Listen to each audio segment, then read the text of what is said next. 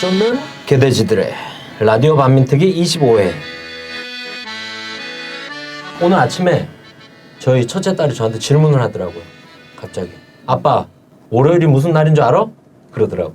월요일? 그래서 월요일 어제. 어제? 예.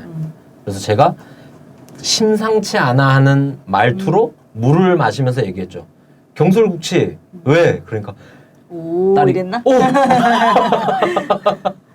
왜냐면 친구들이 아빠 엄마한테 막 물어봤나 봐요. 학교에서 배웠는데 야 너네 집에 가면 부모님한테 물어봐 무슨 날인지 했나 봐. 그러니까 다 물어봤나 봐. 그래 자기들끼리 카톡 했는데 엄마 아빠들이 다 잘 몰랐다고. 그러면서 나도 모를 줄 알고 나한테 툭 던졌는데 툭 나오니까 오 역시 우리 아빠는 달라 이렇게 됐겠지 뭐.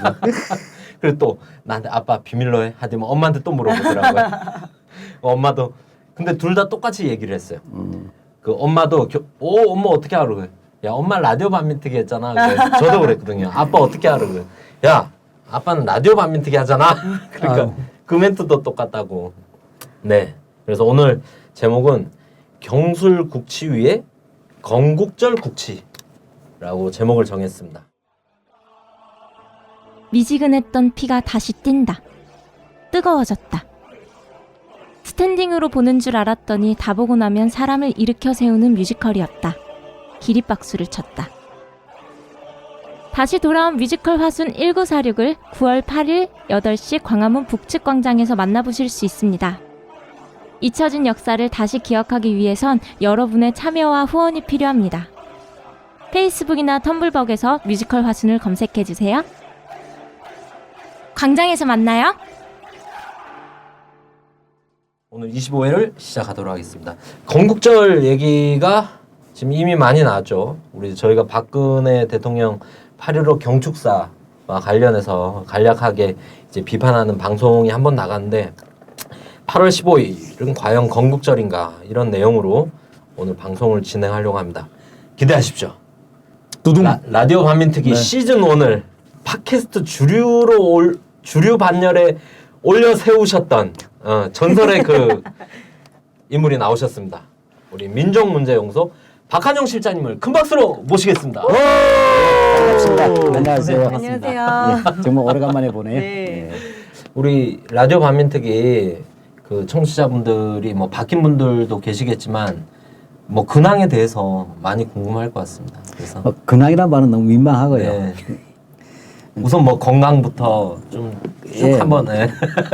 뭐 건강이 좀 민망한데 네. 많이 좋아졌습니다. 네. 많이 좋아졌고 또 나이 먹으면 몸이 좋아지면 안 돼. 나빠져야지. 그게 노욕이에요. 네, 젊은 사람들이 더 건강하게. 실제 얼굴이 좋아지셨습니다. 네, 고맙습니다. 그리고 뭐 여전히 민족문제연구소에서 일을 하고 네. 있고 오히려 라반특하고 일을 안 하는 나오지 않았던 일 때 더 큰 일들이 많았어요. 이른바 역사 교과서 국정화 문제라든지 또는 건국절 제정하는 음모 이런 것 때문에 많이 돌아다녔어요. 또 가두에서 마이크도 많이 잡고 그랬습니다. 요즘은 또 우리 연구소에서 이제 나중에 얘기가 되겠지만 국치를 맞이해서 식민지 역사 박물관 건립하는 제 독립운동을 1년 동안 전개할 것. 뭐 이런 것들 지금 활동 식민지 중입니다. 역사 박물관. 네, 네. 국제 동아시아에는. 네. 그 부분 갖다 나중에 왜 해야 되느냐는 오히려 이제 우리 자신의 내부 필요도 있지만 지금 박근혜 정권 보니까 이거 안 만들면 안 되겠어요. 네. 그래서 그런 부분 앞에 있다가 오늘 방송을 쭉 하고 우리 실장님이 얘기하시려고 하시는 내용을 저희가 아까 잠시 들었지 않습니까? 그래서 이전에는 방송하고 딱 끝냈는데 오늘은 방송을 하고 우리 청취자분들과 함께 목표를 딱 잡아서 한번 내년 국치일엔 이런 걸 한번 만들어 보자. 이런 것까지 좀 제시를. 국치일에 당당하게 만날 수 있도록. 네. 그리고 우리 실장님은 그 국정교과서 문제 때 그 가두에서 연설하시는 거를 몇 번 봤습니다. 네. 봤고 하면은 이제 저나 황선 저희 진행자랑 저 같은 경우는 같이 있는 사람들한테 그랬습니다. 나 저분이랑 술도 먹어봤어. 이런 얘기도 하고 저는 그랬습니다. 작년 11월 11일 그 민중대회 때 따로 대학로에서 범시민대회를 예, 했었어요. 예, 그때 맞다. 우리 박한용 시장님 네. 연사로 그때 올라오셨거든요. 예, 올라오셨죠. 제가 빨리 잘라고 끝내려고 그만 했죠. 빨리 좀 끝내주시라고 뒤에 일정이 많고 행진을 시작해야 되니까 빨리 좀 끝내주시라고 했는데 뭐 실장님이 너무 발언을 길게 하셔가지고 제가 빨리 좀 끊어주세요. 빨리 좀 그래서 하나도 못 들었어요. 그거 아니 근데 하느라고. 저는 그때 사실 실장님 여기 계셔서 드리는 말씀은 아닌데 그날 전체 발언 중에 제일 저는 괜찮았다고 네. 생각이 들어요. 깊이가 있지 네. 않습니까? 그- 그래서 물론 저도 그런데 다음 네. 주 빨리 행진을 해갖고 만나기로 한 데가 우리가 다 있었지 않습니까? 네. 그래가지고 빨리 좀 끝내주십시오. 하느라고 제대로 선생님 말씀하시는 걸 못 들었었네요. 항상 출제자의 의도 경향이 다르게 움직이는 게 역사예요. 아, 제가 팟캐스트에서 실장님 말씀하는 것도 많이 들었지만 그럴 때도 워낙에 귀에 쏙쏙 들어오게 쉽게 설명을 잘해주시고 한데 또 현장 모습은 또 진짜 현장에서는 약간 뭐랄까 작은 거인 같은 느낌? 네. 에너지가 정말 연배나 이런 걸로 딱 뵀을 때 사실 작년 재작년 몸이 완전 100%딱 회복이 다 되신 상태도 아니셨을 텐데도 정말 에너지가 막 포효하는 느낌 그런 걸로 감동을 많이 받았습니다. 그래서 오늘 우리 박한윤 실장님 모시고 뜨겁게 한번 얘기를 나눠보도록 하겠습니다.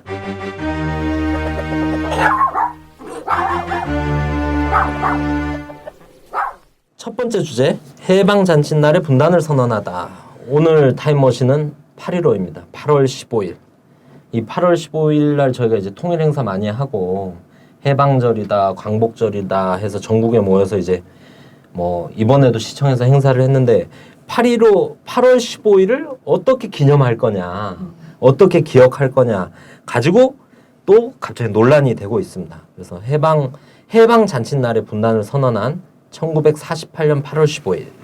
그래서 우리 곽 박사님이 우리 대한민국 정부 수립에 대해서 네. 간략하게 이제 개괄적으로 설명 한번. 아, 네. 간단하게. 예. 그냥 압축적으로. 아, 근데 이게 사실 대한민국 역사를 보려면 45년부터 기본이 45년부터 이제 50년까지. 그리고 좀 더 들어간다면 45년부터 53년까지. 여기가 사실 핵심이잖아요. 그래서 이 마치도 정말 그 태백산맥 같은 그런 대하 드라마로 제시하기에도 모자람이 없지만 모자라지만 네. 아우 제가 너무 간단하게 말씀드리겠습니다. 지금 정부가 이야기하는 건국절이라고 하는 건 1948년도에 8월 15일에 이승만이 대통령이 돼가지고 대한민국 정부 수립을 선언했다는 거지 않습니까? 요의 전체적인 흐름을 보면 맨 처음에 해방이 될 때, 45년도 해방이 될 때 그 누구도 해방된 조선이 남북으로 분단이 될 거다라고는 생각하지 못했을 거잖아요. 이것이 처음에 어떻게 이야기되느냐면 그나마 볼 수 있는 게 이승만의 그 1946년 6월 달에 정읍 발언이 심각한 논란을 불러오지 않았나. 이 당시가 그 1차 미소 공동위원회 모스크바 3상회의의 결정을 이제 이행하기 위한 1차 미소 공동위원회가 결렬이 됐는데 이때가 46년이에요. 46년 6월부터 이승만이 뭐라 그랬냐면 이 또 성대모사를 해야 돼. 이승만 육성을 제가 가능합니까? 저 팔순도인 육성을 이제 우리는 이렇게 해야 되나? 예. 이제 우리는 무기 휴회된 공의가 재개될 기색도 보이지 않으며 1차 미소공동위원회가 살짝 결렬이 된 상황에서 바로 뭐라 그랬냐면 무기 휴회된 공의가 재개될 기색도 보이지 않는다. 이거 사실 안 맞지 않습니까? 2차 공의 또 진행이 됐거든요. 근데 통일정부를 고대하나 여의치 않게 되었다라고 선언해버려요. 예. 그러면서 우리는 남방만이라도 임시정부 혹은 위원회 같은 것을 조직하여 남방만이라도 조직하여 38 이북에서 소련이 철퇴하도록 세계공론에 호소해야 된다. 그러니까 남방만이라도 뭔가 만들어야 되지 않느냐라는 얘기를 맨 먼저 언제 했냐면 46년 6월 달에 했다. 약간 밑밥을 깐 거네요. 그러면서 이승만 본색이 여기서 나타나. 자, 여러분도 결심하여야 될 것이다. 예. 그러면서 뭐라 그랬냐면 민족 통일기관 설치에 대하여 지금까지 노력해 왔으나 열심히 노력했다는 거예요. 근데 이번에는 우리 민족의 대표적 통일기관을 즉시 설치하게 되었으니 각 지방에서도 중앙의 지시에 순응하여 조직적으로 활동해 주기 바란다라고 하면서 남방만이라도 뭔가 조직을 해야 된다라는 얘기를 이제 터지게 되죠. 성대면서 하신 거예요? 저희 그냥 감정이 살린. 메가더 같은데?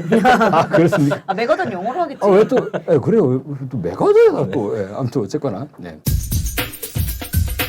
이게 이제 터지고 나서 이때부터 막 논란이 됐죠. 그러니까 분단 정부가 웬 말이냐 이러면서 이 시기가 아마 김구 선생님께서 이승만과 이제 사이가 틀어지게 되는 그런 계기도 된다고 알고 있는데 이후에 어떻게 되냐면 이게 48년도에 실제로 재헌의회를 소집을 하지 않습니까? 그러면서 5월 10일에 단독 정부 수립을 위한 의회, 즉 총선을 실시하잖아요. 5월 10일에 총선을 실시해서 그 재헌의회에서 헌법을 만들죠.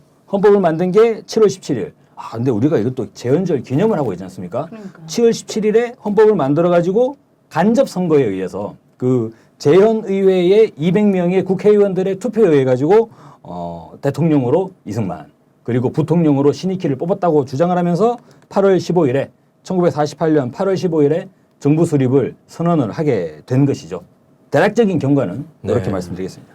그 여기서 뭐 정읍 발언으로 사실 밑밥을 깔고 나서 한 2년 상간 동안 준비된 단계별로 밟아지면서 대한민국 정부가 수립이 됐습니다. 그래서 정읍 발언부터 정부 수립까지 그 이승만 정부의 뭐 행보, 의도 이런 거와 관련해서 우리 실장님이 좀 어떻게 보시는지 얘기를 좀 들어보도록 하겠습니다. 예. 46년 6월 3일이잖아요. 이때 이승만이 이제 정읍 발언한 게 쉽게 말하자면 남한 단독 정부론의 공식 매니페스토 선언이잖아요. 그리고 근데 실제로 이 부분에서 사실은 이게 상당히 큰 경륜을 불러일으킵니다. 1차 미소 공동위원회 이제 뭐 얘기 워낙 들으시면 다 아시겠지만 우리가 뭐 카이로 선언, 얄타 회담, 포츠담 선언한 것에 이어서 전부 다 그 당시 코리아죠. 조선을 독립시켜 주겠다. 독립시켜 주기 위해서 이제 약속을 한 거잖아요. 그에 따라서 구체적으로 이제 45년 12월 달에 모스크바에서 세 나라 외상들이 모여서 이제 그러면 해야 되는데 이제 달라진 상황이 뭐냐면 분단이 되어 있잖아요. 그전에는 독립을 시켜주겠다는데 이제 38도에서 남북 분단된 상황에서 어떻게 통일된 임시 민주적인 한국 통일된 정부를 수립할 것이냐 이 문제였단 말이죠. 근데 이 부분을 세 나라 하기 복잡하니까 그 주둔한 놈들께 해결하라. 이게 미소 공동이 미국과 소련이 알아서 정리하면 우리 따르겠다 아니겠어요. 그래서 이제 모스크바 3상 회의가 46년도에 열린 거예요. 근데 사실은 뭐 한 분만에 되지 어렵잖아요. 그러니까 1차 미소 공동위원회가 이제 휴회가 됐단 말이죠. 근데 휴회가 됐으면 다음에 개회가 되겠지 않습니까? 이때 이승만이가 이제 따로 살자 이렇게 한 거예요. 근데 잘 보면 이제 남한만이라도 먼저 꾸리자 이런 거예요. 남한만이라도 먼저 그 쉽게 말해 임시정부를 만들자 하는 것은 서남쪽 정부 건설론이에요. 어떻게 보면 분단 정부 건설론이죠. 그렇게 하면서 그다음에 나중에 소련군 철퇴하라. 그 미군 철퇴하는 얘기가 없고 이상하게 되죠. 앞뒤가 안 맞아요. 근데 문제는 이 시점이 어떠냐면 이 뉴라이트 같은 경우에는 이승만 대통령은 일제 강점기에 미국에 오래 계셨기 때문에 뭐 워싱턴 정가에 오래 있었기 때문에 이렇게 얘기를 해요. 그래서 국제 정세에 능통했기 때문에 이유가 없어요. 이미 한반도로 들어올 때 해방에 들어올 때 분단이 될 것이 필연적으로 된다는 것을 예견하고 했기 때문에 발빠르게 요즘 말하면 좀 나쁜 표현으로 선빵을 쳤다 이렇게 하는 거예요. 황당한 얘기죠. 이 시기의 역사는 뭐냐 정확히 하면 이때 정확하게 하면 미소공동위원회가 휴회되면서 분단 세력들이 준동하니까 어쨌든 미국과 소련이 이 당시로서는 미국과 소련의 협조하에 통일 정부를 만들자는 것이 기본 아니었고 그걸 이행하던 시기예요. 그렇죠. 기간 문제만 얘기되고 있었고 하고 신탁 기간. 이제 그 미소공의 참가 자격에 관한 문제지 하지 말자가 아니었어요. 근데 이승만이가 죄를 뿌린 거예요. 근데 정당화의 실제 운동은 뭐죠? 미국도 황당하잖아요. 왜냐하면 그건 할 수가 없는 거예요. 그래서 뭡니까? 오히려 좌우 합작 운동이 진행됩니다. 유은영 선생이 나오면서 중도 좌우파가 중심이 되면서 그렇게 보자면 이승만의 정읍 발언은 1차 미소공동위원회에서 어떤 미소공동위원회 한국의 정치 사회단체의 참여 자격에 대한 논란이 있을 수 있는데 이것 때문에 이견이 좁혀지지 않아서 휴회가 된 거잖아요. 여기다 입을 돌파하기 위해서 좌우합작위원회를 추진하는데 그거 하지 말자는 얘기예요. 그렇죠. 그러니까 아주 역행하는 거죠. 그 당시로서는. 이렇게 봐야 되겠다는 것입니다. 사실적으로 이러면 정치적으로 거의 왕따가 돼야지 정상 아닌가요? 이런 발언을 하게 되면. 근데 아까 김우선영을 했는데 사실은 이 참 반탁 논리하고 이 부분 사실 찬탁과 반탁은 아니지만 정확히 한쪽은 신탁 통치 반대 이른바 우익 진영은 그다음에 좌익 진영은 모스크바 3상 회의에 대한 총체적 지지예요. 이건 큰 차이가 있죠. 그러니까 이건 잘 알지 동아일보 오버했잖아요. 모스크바 3상 회의의 핵심은 뭐냐면 통일된 임시정부를 만든다는 거예요. 핵심이. 남북이 통일된. 왜냐하면 38도선 철조망을 걷어내야 될 거 아니냐 얘기예요. 독립시켜 주려면. 그래서 임시적인 민주정부를 수행한다는 것이 바로 하고 이게 누가 하냐면 이게 미국과 소련이 하는 게 아니고 한국의 정당 제4의 참가하는 거예요. 그래서 되고 여기에 미소의 후견하에 필요하다 신탁 통치를 하겠다예요. 이 부분의 내용은 어떤 얘기냐면 통일된 임시정부가 꾸려지게 되면 발언권이 높아지겠죠. 네. 따라서 이렇게 되면 미영준수 4개국 신탁 통치라고 하는 것은 이 임시정부가 하는 것에 따라서는 안 할 수도 있는 거예요. 그러니까 신탁 통치 후 정부 수립이 아닌 거예요. 의미리에요. 선 임시정부 수립 이후 통일정부 수립 이후에 이 임시정부 역량에 따라서는 신탁주의 할 수도 있지만 그럴 것도 우리가 못하겠다. 배째라 등 따라하면 어쩌겠어요. 그렇잖아요. 남북이 다 단합해가지고 우리가 잘할 수 있다 해버리면 네. 실제 오스트리아가 그렇게 됐어요. 오스트리아가. 안 받았잖아요. 그 얘기를 했지만 통일됐잖아요. 오스트리아도. 그러니까 이런 부분에서 우리가 봤을 때 그럼 약간 프레임에서 약간 밀린 거네요. 이게 분단이냐 통일정부냐로 싸움으로 갔어야 되는데. 근데 이게 참 뭐 신탁 어려요. 반탁 막 이런 게 섞이고 하니까. 우리가 그치, 종북 프레임 그거 아니에요. 네. 이 부분의 핵심은 뭐냐면 이슈의 선점과 왜곡의 선점이에요. 네. 그러니까 이 부분의 핵심은 모스크바 3상 회의 결정이 나올 때 정확하게 얘기하면 이 내용이잖아요. 바로 통일된 임시정부 수립 그리고 그다음에 이 정부와 함께 미소과의 후견하에서 필요하다면 4개국 신탁 통치 이렇게 되잖아요. 근데 이 부분에서 동아일보가 먼저 때려버린 거 아니에요. 그래서 제일 나쁜 놈들이 동아일보 우리 놈들이라는 연예 그 이제 연예부 기자들 한번 때려버리면 근데 사실 무근은 관계 없잖아요. 아니면 말고 그다음 은 보도 안 되잖아요. 사고 쳤다만 나오는데 그다음 사실 무근은 보도가 안 되잖아요. 엄태웅 저번에 우리 지난 방송에 네. 얘기했는데 아닌 것 같다고. 저는 처음부터 아닌 피해자가. 것 같았어요. 진짜. 그러니까 세상에 모스크바 3상의 결정되기 하루 전에 보도되는 게 어디 있어요. 결정되기. 네. 납득이 안 가는 거예요. 그러니까 이걸 해서 재빠르게 대중의 정서를 악용한 거죠. 쉽게 말하면 소련은 신탁 통치를 주장했다. 근데 미국이 반대했다. 이래서 이게 가짜잖아요. 거꾸로잖아요. 이렇게 왜 거꾸로 하고 나서는 논쟁을 이 전체에 대한 설명하는 것이 언론의 본분임에도 불구하고 소련은 찬다. 신탁 통치론. 미국은 반탁 이래 했는데 이렇게 나간 거죠. 네. 이렇게 해서 참 반탁이라는 구도 나가 이미 그게 먼저 그렇게 굳어진 상황에서 좌익들이 우리는 반탁이 아니라 찬탁이 아니라 모스크바 3상에 대한 총체적 지지라는데 말이 길잖아요. 한국말은 짧아야 빨라. 맞습니다.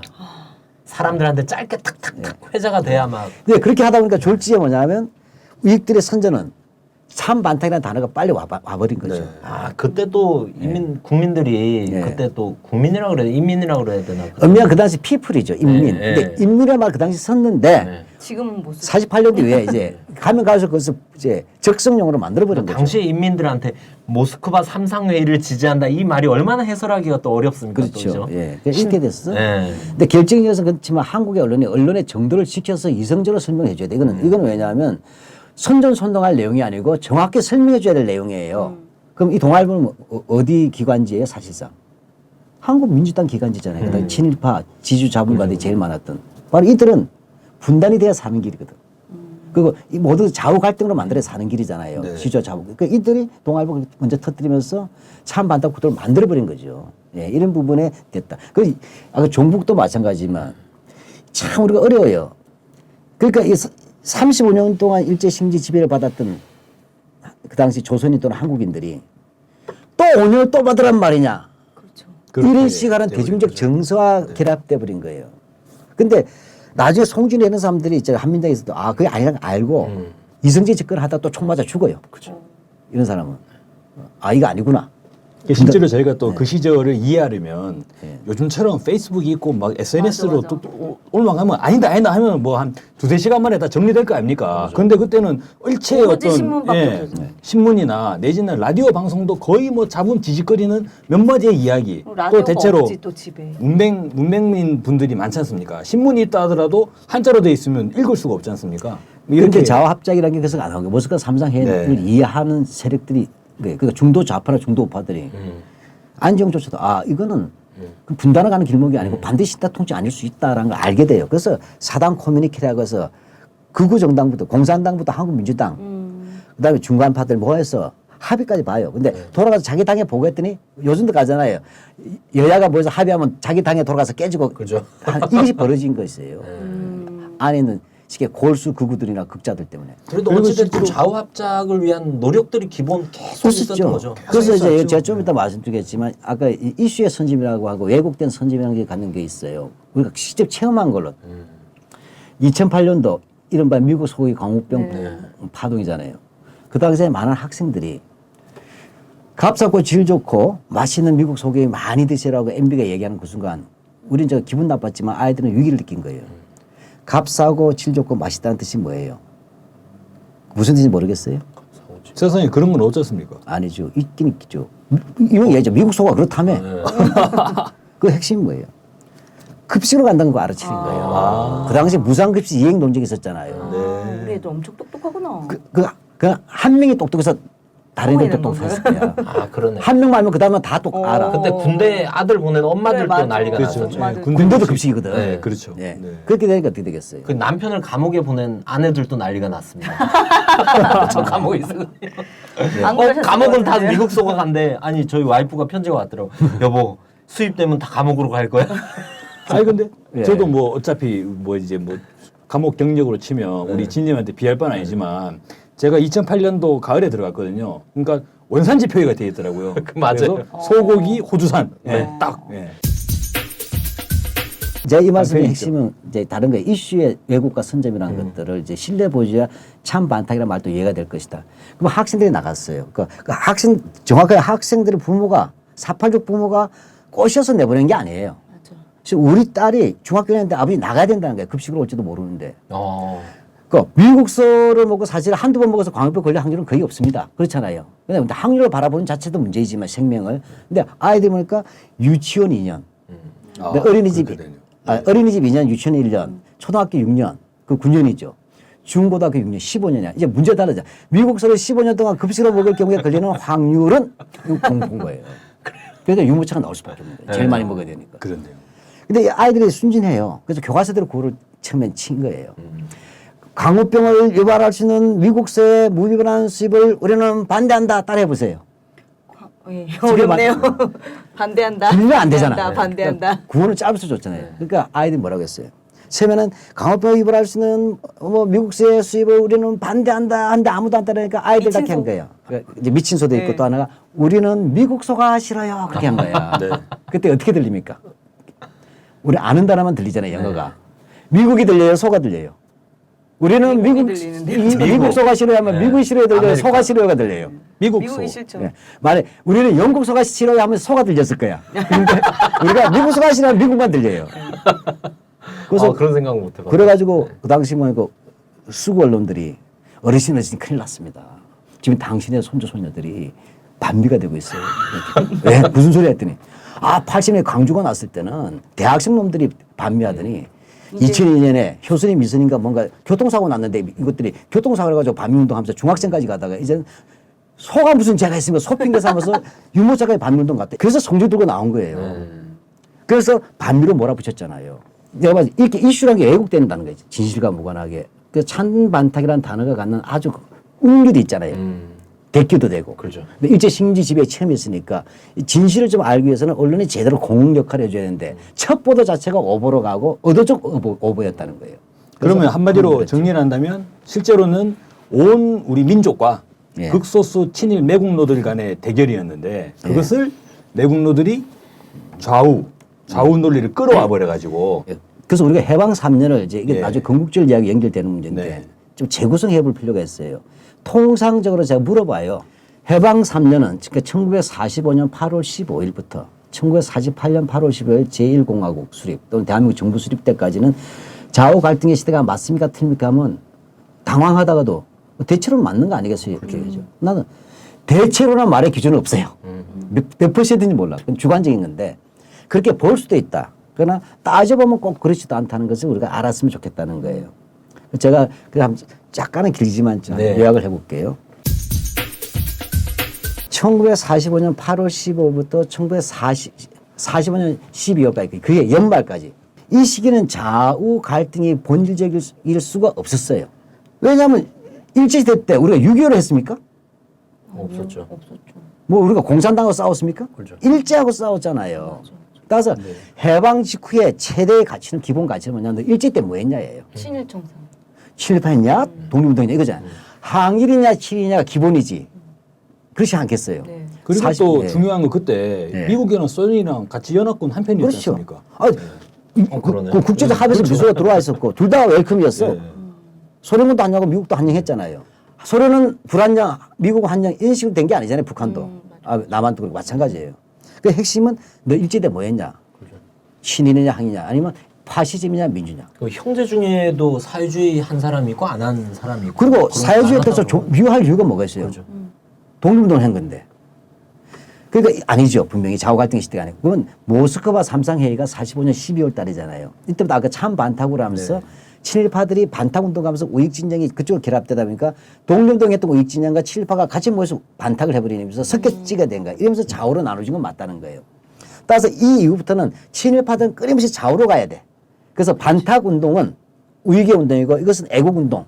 그래서 과거를 묻어버리고 참 반탁을 통해서 자기가 애국자를 거듭다는 신분 세탁. 예, 동아일보가 왜곡 보도로 우파들을 그렇죠. 이쪽으로 끌어들여서 예. 친일파들을 세탁해 자기들을 이제 세탁해 버린 거죠. 자기들의 그걸 죄악을 노하우를 세탁해 가지고 버리고. 20년부터 신문을 운영했잖아요. 네. 1940년까지 20년 동안. 그 노하우도 있어요. 언론이라는 것을 만지는. 그러겠네요. 그리고 여기서 원래 다시 또 이제 모스크바 삼상회담의 이행으로 돌아가려는 사람들을 또 척살해 버리고. 그렇죠. 그럼 그다음 46년도 가보자고요. 46년도 잘 보시면 알지만 그 시면 어떻게 해요? 우리가 찬탁하든 반탁을 하든 국제적 이행이야. 통일된 임시정부를 만든다는 것은. 그렇죠. 미소가 협력해서. 그렇게 되니까 이 미소공동위원회가 열리잖아요. 덕수궁에서. 그래서 5월달 되면 이제 결렬됐지만 오겠지만 네. 이건 1차 휴회지요. 이때 이승만이가 재뿌리긴 했지만 그 다음에 등장한 게 뭐예요? 요원영 선생이 중심으로 해서 중도 좌우파가 좌우합작. 모여서 좌우합작했잖아요. 네. 요거 앞단계는 또 뭐가 있냐? 4당 커뮤니케를 했어. 조선공산당이나 한국민주당이라 이렇게 다 참가해가지고 좌우가 참가했어? 좌로 조선공산당에서 우로 한민당까지. 결코 만나고 싶지 않은 두 정당이야. 화해 불가능한 두 정당. 그럼 거의 뭐 요즘으로 치면은 완전히 새누리당에서 어디로 갈까요? 좌로 가면. 없지 지금. 지금 사라진 정당. 사라진 그 정당? 그렇게 되죠. 그럼 이건 무슨 얘기냐? 이 4당 커뮤니케는 해방 위에 처음으로 좌우가 합의한 공동선언이에요. 4개당. 근데 이 부분은 뭐냐? 돌아갔을 때 깨져버린 거죠. 돌아가서 깨지니까 다시 좌우 이원에서 치고 나와서 중도파라도 모아서 하겠다. 왜 한국 민주당에도 너무 이렇게 또라이가 많고 극우가 많고 지금 살아남길 보고 조선공사에도 너무 이제 고지식한 사람 많으니까 중간파들 모아서 했다. 그 좌우합작 운동 때도 예. 극소수 친일파 매국노들을 배제하고 그렇죠. 나머지는 다 모이자. 그런 그렇죠. 논리였지 않습니까? 예. 예. 그래도 그러니까 좀 양쪽도 양보하고 적어도 안 될 건 안 되는 놈들은 예. 빼자 한 거예요. 이 좌우합작이 있었잖아요. 이렇게 보면 좌우합작이 시기죠. 가장 중요한 시기잖아요. 근데 물론 이게 방해로 실패했어요. 우리 내부에 한계도 있고. 그래서 46년 12월 달이 되면 몽양 요원현 선생이 1차 좌우합작이 되지 않은 것에 대한 정치적 책임을 지고 정계 은퇴를 합니다. 네. 그리고 47년으로 가요. 이때가 되면 굉장한 좌우투쟁이 벌어졌어요. 네. 그런데 이 속에서도 미소공동위원회가 다시 2차가 열리는 거예요. 2차 열리는 게 이게 7월달 전환식이란 말이에요. 그러니까 요원현 선생이 이때 워낙 암살을 여러 번 당했던 분 아니에요. 마지막 목숨을 보고 나가겠다. 그러니까 테러죠. 네. 해서 나섰다가 7월달 총 맞아 죽는 거예요. 그 2차 좌우합작도 우리 무시할 수 없죠. 우리 역사의 변곡점 아니에요. 근데 몽양의 죽음 자체가 갖는 이제 의미가 있는 거죠. 그 다음에 뭐냐, 그럼 하반기 다시 좌우로 가요. 근데 문제는 하반기로 가면 갈수록 이제 뭐냐면 남한 단독 정부 수립론으로 가는 거예요. 근데 잘 보세요. 이게 유엔에다 이관하겠다고 결국 미국 결정하잖아요. 미군정에서. 미국이죠. 그래서 48년도 국면이 되면 한국 문제를 유엔에 이겨냈다고 해서 쉽게 말하면 유엔에서 미소 합의가 아니라 이제 유엔에 처리한다고 해서 다른 말로 하면 남한 단독 정부로 가겠다는 얘기가 되는 거예요. 이렇게 되니까 어떻게 해요? 자, 이때부터 뭐냐면 나오는 좌우 갈등이 아니라 단독 정부를 인정하냐 안 하냐 이게 쟁점이었어요. 네. 그럼 스펙트럼 한번 볼게요. 자, 우리가 맨 왼쪽에 북한은 뺍시다. 어쨌든 남쪽 문제로 얘기해야 되니까. 그러면 맨 왼쪽에 조선공산당 그때 남로당으로 이름 바꿨잖아요. 이 좀 물론 당연히 남한 단독 정부 수립 반대예요. 근데 박훈영은 이미 월북돼 있지만 남쪽은 허헌이 이제 지도하고 있었죠. 남로당 반대입니다. 그 다음에 신민당이 있었어요. 예, 백남운이라고 좌파죠. 근데 이분의 경우에는 정통 사회주의가 아니라 굉장히 폭넓은 사회주의로 가야 된다. 우회로로 가야 된다라고 했어요. 그러나 어쨌든 사회주의로 가야 된다는 분이니까 사회주의자죠. 이쪽도 이분은 월북했지만 이쪽 정파가 있었어요. 그 다음에 보면 요원영 선생이에요. 요원영 선생은 현재는 사회주의로 갈 수 없다. 그 뭐냐. 미소가 있고 미소협조에 가야 되는데 그 남쪽에는 어쨌든 그 독립운동할 때 민족주의자도 있는데 이거 사회주의로 가면 쪼개지는 거고 결국은 그건 분단이다. 네. 그래서 뭐냐면 사회민주주의 정도 영국이라든지는 유럽에 가야 된다. 그리고 이렇게 최소한 그 자본주의에 나쁜 점은 없어야 되지 않느냐. 그 사회주의 급진성은 배제하자 이렇게 가는 거예요. 그렇게 해야만 중도파하고 손잡고 주변도 이렇게 통합할 수 있다. 예요. 그렇게 해서 남쪽을 좌우 합작한 다음에 그다음에 이 정도면 북쪽에도 남북 합작할 수 있지 않냐 이렇게 가는 거예요. 그래서 좌우 합작을 기초로 남북 합작론이에요. 그러니까 정통 사회주의는 아니죠. 가장 합리적인 아니었을 수 그렇죠. 있습니다. 그 당시로 보면. 예. 그리고 오른쪽 가게 되면 김규식 선생이라고 있죠. 이분이 진짜 외교의 기재예요. 근데 이분은 장로입니다. 교회 장로. 네. 네. 근데 이분의 특징이 뭐냐면 누가 뭐래도 이 사람은 반공이에요. 반공이에요. 반공이지만 그때도 공산주의 반대해서 타공은 아니야. 타도하자는 아니에요. 근데 특이하게 이분은 요즘 학교 갈 때 꼭 왼쪽 손을 왼쪽 친구를 데리고 다니는 애예요. 그런 학생이에요. 일제 때 민족혁명당에도 당수였어요. 민족혁명당 좌익이 꽤 많았어요. 근데도 이쪽에 주석을 했습니다. 예. 그러니까 이분은 뭐냐면 항상 학교 갈 때 오른손도 잡고 왼손도 잡아. 위기야 학교 가자. 좌익이도 놓치지 말자. 이렇게 가는 사람이에요. 그래서 이렇게 가는 분이었어요. 평생을. 그 나중에 그 이제 중간파의 지주아니에요. 그 다음에 이제 또 한 분이 오른쪽에 있어요. 그 안재홍이에요. 이분은 신간회를 만든 주인공이에요. 일제시대 때 감옥을 7번인가 가서 9년 9번인가 해서 9년간인가 7년간씩 감옥에 있었던 분이에요. 국내의 간판이에요. 이분은 뭐냐면 공산주의도 잘못됐다. 그 다음에 자본주의도 잘못됐다. 다시 말하면 자본주의는 소수의 부르주아 자본가 독재다. 정치적 자유는 성공했지만 경제적 평등은 실패하고 한 줌도 안 되는 자본가들이 감옥가서 많은 사람들이 고통에 빠져 있다. 그러니까 자본주의도 실패했다. 소련의 러시아혁명은 평등은 줬지만 플레타 일당 독재도 역시 독재다. 자유는 주지 못했다. 그러니까 자본주의는 정치적 자유는 줬지만 경제적 평등은 못 줬고 내 공산주의는 경제적 평등은 줬지만 정치적 자유는 못 주니까 둘 다 실패한 거 아니야. 이 두 개를 보완하는 독자적인 시스템을 내가 만들겠다. 이게 신민족주의예요. 그거 한자 쓰면 공생주의라 그러고 우리나라 말로 풀었으면 다 함께 살자 다사례주의. 이분이 만든 국민당이에요. 그래서 이분이 내세우는 것은 사회주의로 안 가기 위해서는 자본주의까지 양보해라. 그리고 사회주의 내용을 받아야 된다. 사회주의로 안 가기 위해서 사회주의 내용을 많이 받아들여야 되고 자본까지 양보해야 된다. 이분이에요. 이게 국민당 당수예요. 미군전 때 민정장관을 합니다. 자, 그 다음에 뭐냐면 그 다음에 조소앙 선생이에요. 조소앙 선생 알다시피 우리가 임시정부에 헌법을 만든 분이에요. 삼균주의에서 정치, 경제, 그 다음에 뭐죠?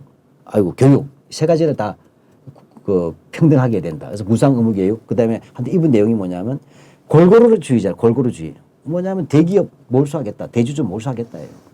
이분은 또 삼균주의인데 이분은 임시정부에 쉽게 말하면 이론가입니다. 그 다음에 김구 선생이 있죠. 김구 선생은 반공은 반공인데 딱 뭐냐. 통일 우위의 반공주의자다. 이게 중요해요. 반공보다 더 중요한 건 통일이에요. 민족이에요. 이제 그 다음에 넘어가면 이제 완전히 뭐냐면 거기서부터는 이제는 그 요단강 건너가는 그룹인데. 근데 사실 쭉 들으면서 신기한 게 김구 선생님까지 해도 지금 대한민국 현실에선 진보 진영 어디다 내놔도 이제 후기의 김구죠. 모자라지 않는. 그 요단강 건너편에. 요단강. 예. 보면 이제 이게 한국민주당. 이건 지주 자본가죠. 따라서 이들 무조건 사회주의 반대. 철저한 자본주의야 되는 거예요. 그 다음에 거기에 의해서 뭐냐. 남쪽만 있으면 되는 거예요. 미군정의 협력 보호 아래. 그게 철저한 반공이죠. 그 다음에 이승만이죠. 뭐 말할 것도 없잖아요. 그럼 잘 보십시오. 이 과정에서 제가 보실 때는 48년도 국면에서 아까 우리 각 박사가 얘기하셨지만 한반도 문제를 유엔에 이관했다 문제는 다시 말하면 미국이 주도하는 유엔에 가서 남한 단독 정부 수립하겠다는 얘기잖아요. 분단 정부 수립이잖아요. 이 부분에 대해서 핫 이슈가 된 게 48년도라는 얘기예요. 그러니까 좌우가 핫 이슈가 아닌가 이때는. 그렇지 않겠어요 상식적으로? 그렇죠. 근데 자익은 어차피 반대했으니까 빼고 봅시다. 그러면 아까 제일 중요한 게 남쪽에 단독 정부 만들려면 헌법을 만들어야 돼. 남한 단독. 그러면 국회를 만들어야 돼. 재헌의회잖아요. 그래서 50청선거 했잖아요. 50청선거에서 재헌의회 의원을 만들었어요. 이들이 재헌헌법을 만들었어요. 그렇게 해서 이제 정부 수립을 갔는데 문제는 이때 이걸 반대한 것이 바로 김구 선생부터 조소왕 전부 다. 안재홍. 네. 그 다음에 김규식. 다 출마 안 했어요, 재헌의회. 한독당, 바로 독립운동 제 최고 정당 한국 독립당 이게 임시정부 그 여당 아니에요. 다 안 했잖아요. 뭐 약산 김문봉도 월북을 했지만 이쪽 세력도 안 했단 말이에요. 민족혁명당 세력도. 그 한마디로 얘기하면 뭐냐면, 꽉 보세요. 이게 해방 48년도에서 50총선에 참가하는 것은 좌익이었다. 맞습니까? 틀립니까? 그거는 예. 좌익이 아니지. 좌익. 예. 한민당하고 이승만 빼고는 다 안 했어. 네. 조수왕 연달아 독립운동가 아닙니까? 네. 그러니까 쉽게 말하자면 48년도 국면은 이승만은 남한 단독 정부 수립론이고 김구 선생은 남북 분단 정부 반대 운동이에요. 남에도 북에도 둘 다 안 된다는 거예요. 그래서 분단 정부 반대론자는 다 불참한 거예요. 그러다 보니까 뭐 신익희까지 개인적으로 출마한 사람이 있어요. 무소속으로. 그러나 정당 차원에서 아무도 안 갑니다. 그래서 나는 그게 나서 만들어진 게 제1공화국이니까 어떻게 해서 제1공화국. 한국민주당은 지주자본가 대체로 그들의 과거는 친일이 묻어 있잖아요. 이들은 이승만이랑 간판이 필요해요. 독립운동가 간판이. 근데 이승만은 뭐가 필요해요? 해외에서 들어왔잖아요. 국내 기반이 없어요. 돈과 조직과 이 필요해요. 한민당이 돈 가지고 있는데 지주자본가 조직, 지역의 유지잖아요. 그다음 언론까지 가지고 있는데 동아일보. 이들이가 주류가 되는 거예요. 이렇게 바라보자면 저는 그러니까 다시 정리해보자면 해방 3년에서 아까 말씀드린 아까 우리 각 박사는 분단으로 가는 길을 얘기했지만 반드시 분단으로 가는 길이 또 아니었고 분단에 대한 저항이라기보다 분단은 안 된다는 절규들이 오히려 대세였다는 거예요. 그럼 실제로 대한민국이 건국됐다고 주장을 하고 있으니까 이 3년간의 과정이 그 극소수 이승만과 한민당 그 일파들이 나머지 그 모든 정치 플러스 세력들을 미군정이 있어야죠. 예, 그렇죠. 그 둘만은 불가능했죠. 그 모든 정치 세력들을 척살을 미군정을 등에 업고 척살을 하는 과정이었다. 척살 또는 배제 예. 또는 김구 같은 선생은 갈 수가 없죠. 네. 왜 이거 가면 전쟁이다 분단돼 가지고. 그니 뻔히 민족이 같이 공멸하는 길을 왜 가냐? 역사의 길을 가겠다고 한 거 아니에요. 좀 늦게라도 이번에 깨달은 거예요, 사실은. 그래서 끝까지 예. 저항하시는 분들은 예. 아예 그냥 이제 그러니까 정리해 보면 안달을 45년도 하반기 8월부터 12월까지는 좌우가 아니고 친일이냐 항일이냐다. 네. 45년 12월 말부터 이제 해방까지 좌우 갈등은 있었지만 좌우 대결과 갈등은 다른 거예요. 그렇죠? 네. 그러니까 그 중간에 보면 1차 46년도에 중요한 역사적인 내용은 1차 좌우 합작이 있었고 근데 47년도에는 2차 좌우 합작이 있었고 근데 48년도는 아예 단전. 분단 정부 반대 운동은 남한에서 누가 했어요? 우익이 했잖아요. 자익도 했지만 김무성이 반대했잖아요. 그리고 북까지 갔다 오셨잖아요. 그러니까 그것이 후가가 되어서 총 맞아 돌아가시는 거 아니에요. 그러니까 이렇게 보자면 이 부분에서 결국은 이 분단의 과실을 누가 벌이느냐 하는 것이 이승만과 친일파 세력들이다.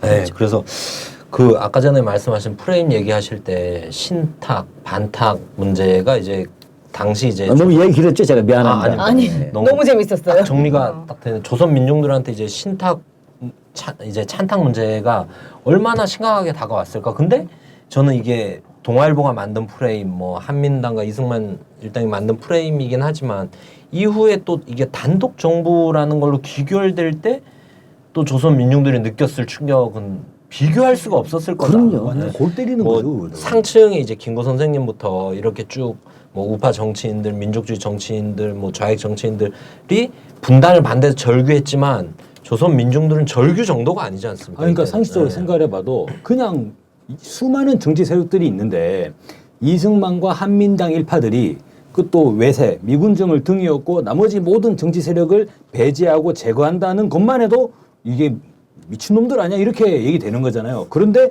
또 그 논리가 골 때리는 게 반만 자르자. 예.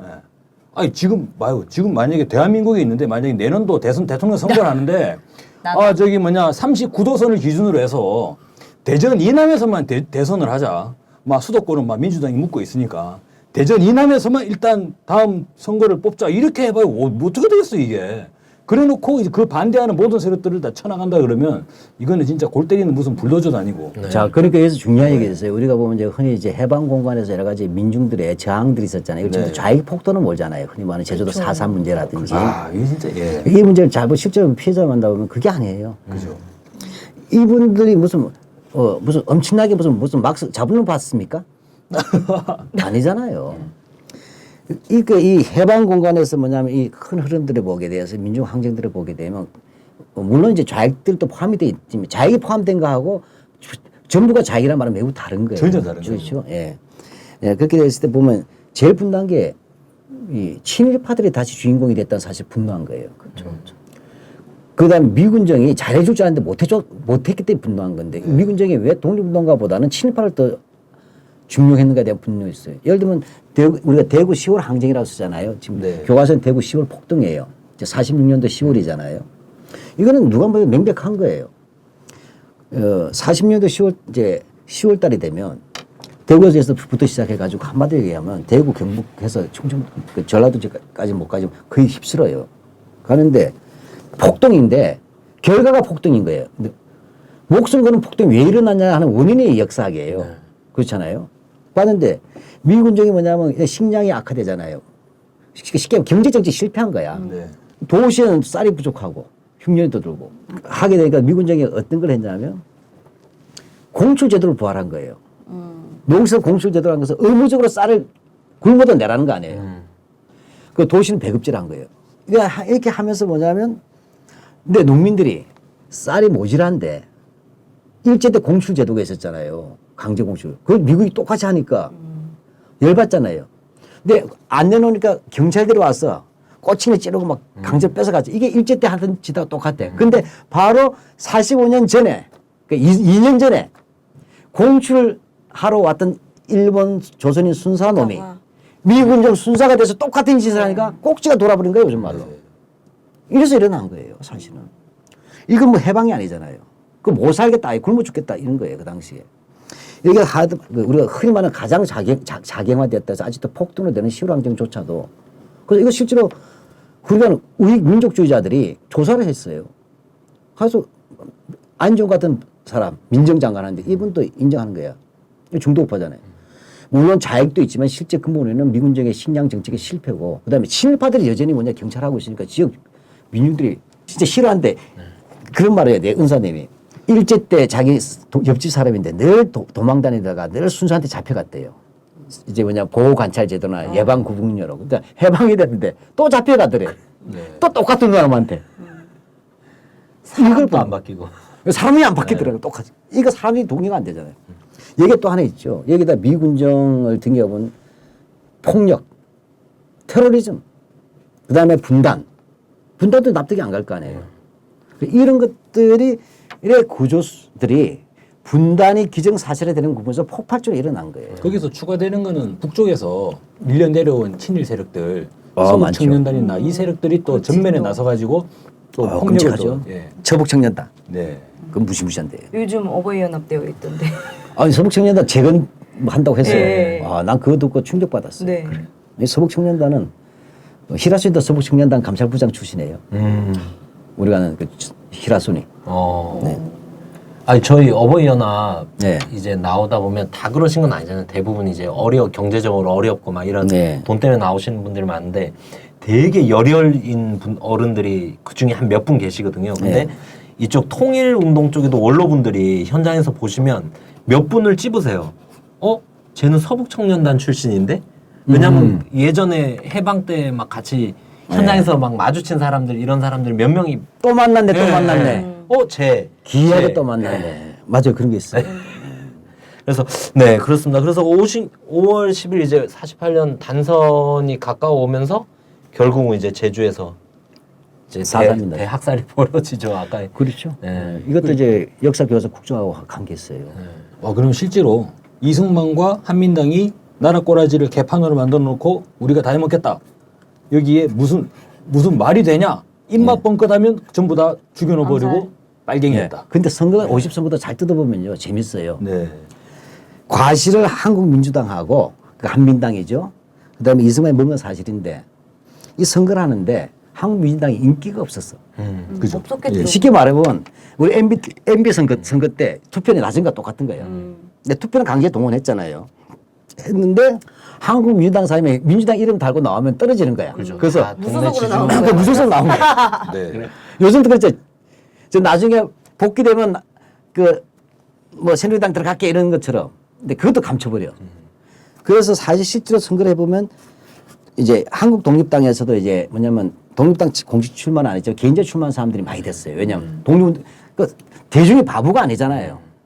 딱 보면 독립도 했는지 안 했는지 다 나오는데 해외에서 친일파할 이유는 없잖아요. 거의 대부분이. 그 이번 4.13 총선 때도 네. 대구 지역의 무소속 당선자들 보면 네. 새누리당 유의 무소속이 있고 민주당 쪽의 무소속 후보가 네. 또 딱 확실히 구분되지 않습니까? 네, 그렇게 해서 뭐냐면 사실은 무소속 중에서 독립운동가 출신이 상당히 많고 한국민주당으로 당선된 수는 별로 많지가 않아요.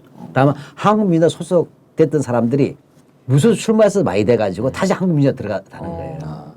이렇게 해서 바로 제1공화국은 바로 이렇게 만들어진 그러니까 실제 그러니까 무소속의 권력의 중심에 있을 수는 없잖아요. 그 당시에 표결을 간단하게 말씀드리면 전체 200명의 재연 의원을 선출했는데 무소속이 85명. 그래서 전체의 42.5%가 무소속. 그리고 대한독립촉성국민회라고 이승만이 만든 단체죠. 여기서 55명. 이 27%고 그다음에 한국민주당이 29명이래요. 얘가 15%. 그러네. 예. 그게 진실이에요. 근데 문제는 독촉계와 한민당이 연립정부를 만드는 거죠. 네. 근데 그때 한국민주당 이승만이 곧 죽을 줄 알았어. 아, 나이가 많으니까 뭐 얼마나 해먹겠어 하고 갔는데 이승만이 불로장생급이에요. 그래가지고 오래 가면서 오히려 내각을 할 때는 한민당을 또 해서 실권을 안 줬는데 이승만이 어떤 사람이에요. 진짜 한민당에도 실권 줬다가 뺏길 거 알잖아요. 그쵸. 그러니까 딱 수입한다면은 자기 순서 재편하는 거예요. 그래서 독립운동가를 간판을 몇몇 또 집어넣어 내각에. 그래서 한국민주당이 삐질 수밖에 없어요. 그래서 또 결별이 돼요. 이제 그건 그 다음 이야기고. 어쨌든 요 만드는 과정은 어쨌든 이렇게 해서 되었다는 것들. 그때 우리가 진실은 분명하게는 이들의 지지 기반이 분명히 많지 않았음에도 불구하고 조직주로 남아 있었기 때문에 이걸 주도하면서 독립의 과실을 누가 먹었다? 친일파가 먹었다. 이렇게 된 거죠. 그래서 실제로 그 50 단선 때도 최고령 단선자가 누군지 아세요? 이승만. 이승만. 네. 그 74세. 74. 자, 그때 이승만이 어디에 출마했느냐? 서울 동대문 갑에 출마했습니다. 서울 동대문 갑. 그리고 그때 투표율이 얼마였냐면요. 와, 투표율이 95%라는 거예요. 세상에 95% 투표가 그 시절에 그죠? 그때는 뭐 선거 때 지리산- 거의 계엄령 수준이었다고 하던데. 난리 났죠. 네. 제주도가 그 정도 난리가 났으니까. 그죠, 제주도만 그런 게 아닐까. 예. 투표가 안 가면 선거가 안 되는 거야? 그걸 못했잖아요, 제주도는 아예. 자, 그러니까 근데 이런 부분에서 우리가 볼 때는 어찌됐든 그렇다 하더라도 큰 흐름이 기정사실화된 상황에서는 그 투표율이 우리가 거의 나온 투표율은 거의 강제나 여러 가지 문제가 많다 하지만 어찌됐든 간에 뭐 이미 이렇게 된 거라도 만들자 하는 부분이 있었을 거예요. 그러나 그렇게 해서 투표했더라도 결코 한국민주당에 대한 지지기반 친일파에 대해서는 지지를 주지 않았음에도 이들이 과실을 먹게 되었다는 거죠. 정당이라는 조직을 가지고 있었고.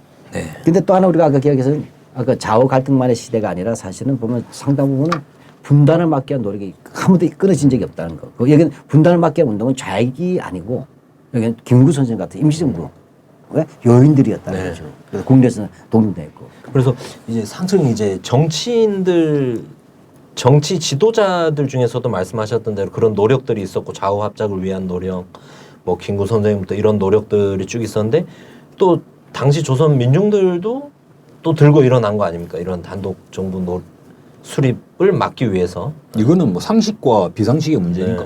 네. 그래서 뭐 4.3 뭐 이념 갈등이 아닌 거잖아요, 이거. 그런 부분에서 약간 또 설명을. 그러니까 그게 폭동으로 가려고 한 건 아니에요. 네. 그게 아니고 4.3 집회는 그래서 3.1절 그죠. 관덕정이나 이런 데서 집회를 할 때 깡패가 온 거야. 서북 청년단이 사실은 그거 깡패에 다름없어요. 폭력을 직접적으로 행사하는 조직이니까. 그거 눈에 봤잖아요. 이러면서 그냥 계속 이 영어로 에스컬레이팅 되는 거죠. 더 이상 저항하지 않으면 안 되는 상황으로 내몰리는 겁니다. 그러니까 저는 입에서 제일 중요한 것 중에 하나는 안타까운 것은 50선거라는 평화로운 선거를 통한 어떤 그 뭐냐면 그 분단 정부의 수립이라도 되었으면 좋겠는데 하다 못해. 여긴 피해 역사가 룩져 있다는 거죠. 여기에 대해서 저항하는 역사가 있고 이 저항하는 세력들을 오로지 색깔론으로 몰면서 폭도, 반도를 하면서 아기들, 할머니까지 죽이면서 이런 학살과 결합됐다는 사실은 참 대한민국의 이 정부 수립 과정 매우 안타까운 일이다. 이러한 부분들은 어찌됐건 이 부분을 결국 나중에 한국전쟁 전후 민간의 학살 문제에서 4.3 문제가 불거져 나오는 이런 것이 되고 6.25 전쟁 이후 직후에는 또 보도연맹 사건으로 이어지는 이런 국가의 테러리즘의 시대와 국가의 책임 문제들이 항상 대한민국의 탄생과 같이 가보는 이 문제들을 또 고민해봐야 된다는 거죠. 네. 근데 왜 하필이면 8월 15일 날 정부 수립을 했을까요? 잔칫날에 진짜 뭐 우리 제목처럼 잔칫날에 분단 선언하면서 재뿌린 거잖아요. 아 이쪽은 잔칫날에 또 잔치가 겹잔치죠. 그렇잖아요. 그런 아마 선거 정부 수립하는 날짜를 하자면 제일 이상적인 건 3월 1일일 거예요. 그러니까. 그건 늦출 좋은 수가 날 없죠. 많은데. 왜 늦춥니까? 아니 저는 이게 하필이면 8.15를 정했다는 것 자체가 철면피가 갈 때까지 갔다. 아니 이를테면 솔직히 까놓고 말해가지고 전부 다 친일파입니까? 그러니까 자기네한테는 사실 이 8.15가 잔칫날은 아니었는 거잖아요. 그리고 실제로 3년 전 그 8.15 때 어떻게 됐어요? 다 다 산속에 도망갔잖아요. 숨어갔지. 나 오늘 맞아 죽는 거 아니냐? 어떻게 그 천황폐하가 계시는 이 대일본 제국이 어떻게 패망할 수가 있냐? 이해를 못하고 받아들이지 못하는 그 시절이 바로 그들의 8.15 아니냐 이거죠. 근데 야 저는 완전히 철면피도 이런 철면피가 있을 수 없다. 근데 저는 이렇게 속도전으로 갔다 와요. 속도전. 네. 일단 날짜, 상징의 날짜도 좀 논쟁이 될 수 있지만 일단 우리가 이 정부 수립을 한다 할 때면 이제 우리가 1919년 4월 11일 날 대한민국 임시정부 의정원 국회가 만들어져요. 네. 임시의정원이. 이때 11일 날 헌법을 만듭니다. 그래서 건국이라고 하면 헌법 만든 날이 기본이 될 수가 있잖아요.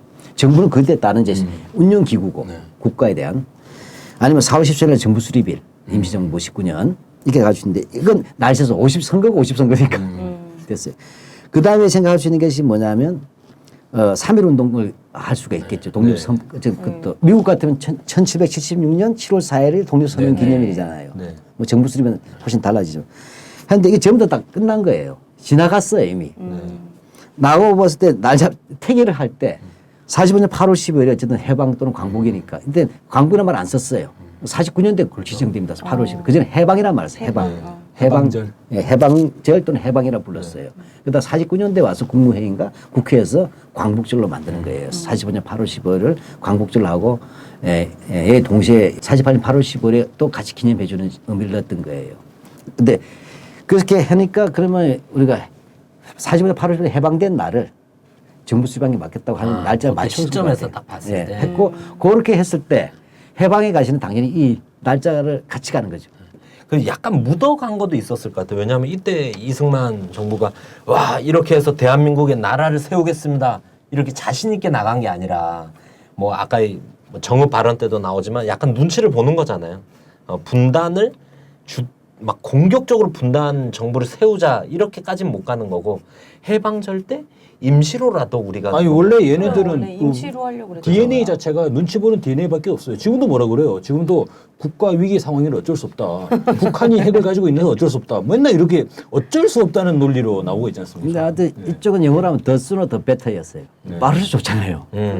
그렇잖아요. 네. 지금 계속 이른바 소요 사태가 일어나고 있는데 네. 빨리 정부 수립돼야 공권력이라는 부분이 가동이 된 거죠. 체계를 정비할 수 네, 있는. 하고 있었고 그다음에 빨리 선포를 해서 발빠르게 먼저 가겠다는 거잖아요. 근데 그때 오히려 이 세력 내에 저는 한 가지 궁금증이 드는 게 이렇게 지금 소요 사태가 일어나고 있고 막 흔들리고 있는데 미군이 좀 더 통치를 해달라 뭐 그런 세력들은 없었을까요? 그 잘도 모르겠어요. 근데 예. 미군이 지금 철군을 하는 게 아니기 때문에 예. 정부 수립을 하더라도 예, 그렇잖아요. 그 뒤에로 지잖아요. 예. 예. 그럼 오히려 아직도 안 가고 이제 있잖아요. 정부 수립을 계기로 경찰이나 우리 군병력을 대폭 확충할 수 있는 그런 계기가 또 그 된다고 어쨌든 볼수 그 있겠죠. 지금 4.3마다로 미국 군사 고문단이 지금 지도하는 거 아니에요. 그렇죠. 물론 그건 이제 48년 4월 3일이기 때문에 그 정부 수립 이전이죠. 그게 이어지고 그다음 이승만 정부 이제 쉽게 말하면 릴레이로 이어받긴 하지만 네. 예. 그래 큰 틀에서 아니, 미국 미국이라는 입장에서는 또 이승만 정부가 골치도 골친 면도 있지만 또 다른 면에서는 미소공이나 국제 이런 이목이나 이런 걸 봤을 때는 뭔가 이 한국의 자체 대한민국의 자체에 뭔가 또 그죠. 주체가 쇠파이프도 있어야. 미국이 나름대로 또 자유를 얘기하는 나라인데 쇠파이프를 지 손에 들고 있는 것보다 옆에 이승만한테 쥐어져 놓고 예? 그러니까 나는 이승만의 외교의 기준은 아니지만 그거 하나 분명했어요. 미국은 어쩔 수 없이 날 사랑하게 할 수밖에 없을 거예요. 날 미워해도 사랑하게 할 수밖에 네. 없다. 왜 미국의 외교적 입장을 가장 정확하게 이해한다는 것은 맞을 것 같아. 네. 그때 그런 얘기가 있더라고요. 또 이승만하고 이승만의 그 부인 프란체스카가 영어에 매우 능통하기 때문에 그 당시 이기붕 쪽의 부인하고 그래서 이제 실제로 박마리하고. 미군정과 실질적인 대화. 예전에 위키리크스에 그런 거 있지 않습니까? 이명박이 자기는 영어를 잘한다고 하지만 실제 진중한 얘기는 하기 어렵고 통역이 필요하다 이런 얘기를 했는데 이승만은 그런데 통역이 필요 없었던 거예요.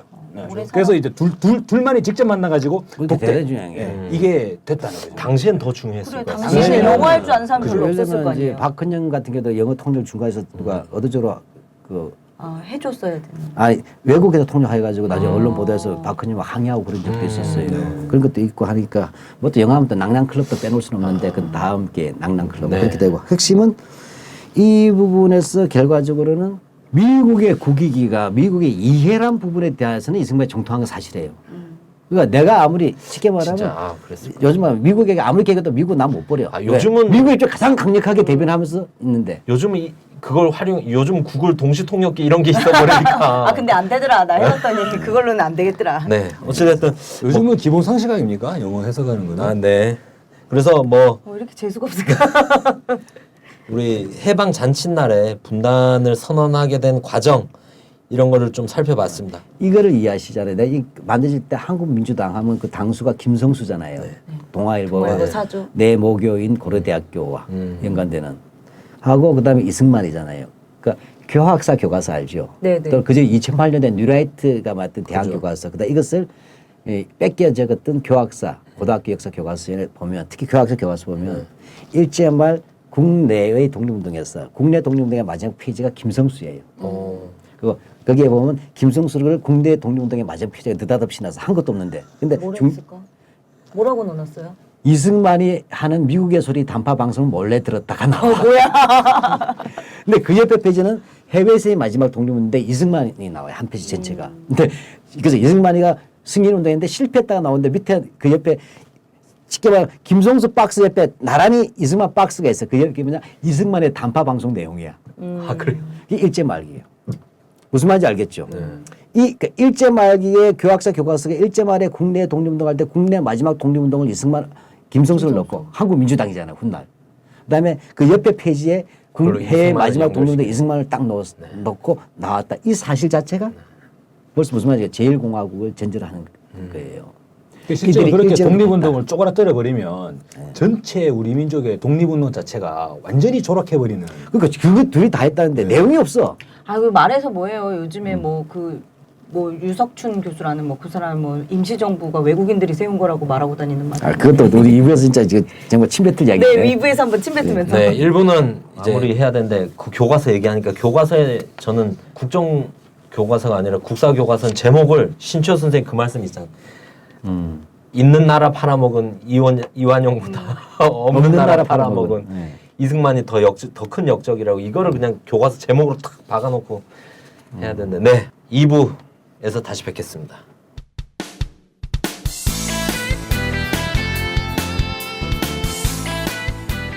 2부에서 계속됩니다.